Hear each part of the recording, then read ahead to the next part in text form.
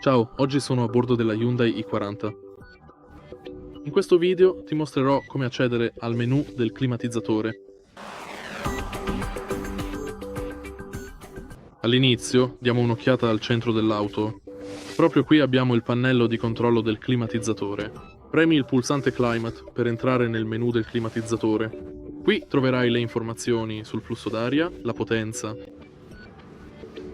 la direzione e se il flusso d'aria duale è attivato, se il flusso d'aria automatico è attivato. Inoltre, puoi controllare la temperatura del flusso d'aria per il conducente e per il passeggero. E fondamentalmente è tutto qui. Per disattivare questo menu, premi di nuovo il pulsante del climatizzatore. Se hai trovato utile questo video, lascia un like, un commento e iscriviti al canale.